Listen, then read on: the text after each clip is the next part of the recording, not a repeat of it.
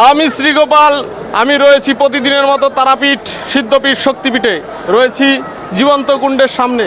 এই জীবন্ত কুণ্ডের সংস্কার চলাকালীন মন্দির কর্তৃপক্ষ এই জলকে নির্মূল করতে চেয়েছিলেন বড় বড় মেশিন দিয়ে, পাম্প দিয়ে।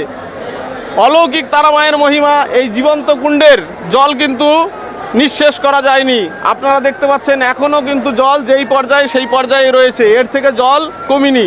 কথিত আছে এই কুণ্ডের জল পাতালের সঙ্গে সম্পর্কযুক্ত এবং মা গঙ্গার শক্তিতে সুসম্পন্ন এই জীবন্ত কুণ্ডের জল। তাই এই জলের মধ্যে কথিত আছে অলৌকিক শক্তি নিহিত আছে।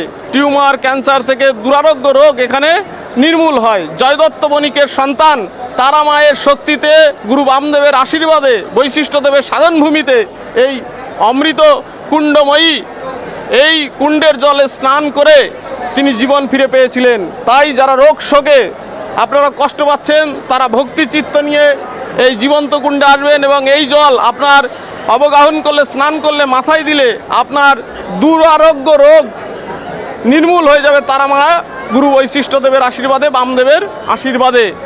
আমরা রয়েছি এখন সেই জীবন্ত কুণ্ডের সামনে, আপনারা দর্শন করতে পাচ্ছেন।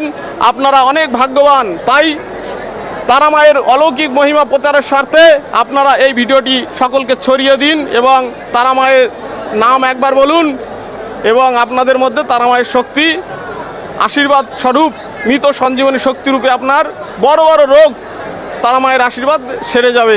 এই রকম হয়েছে। সেই শক্তিতে তারা মায়ের সেই শক্তি, ভক্তি, বিশ্বাস নিয়েই এই কথাটা আপনাদের সামনে তুলে ধরলাম। দেখতে পাচ্ছেন অলৌকিক কুণ্ড, জীবন্ত কুণ্ড। জয় মা তারা, জয় গুরু বামদেব।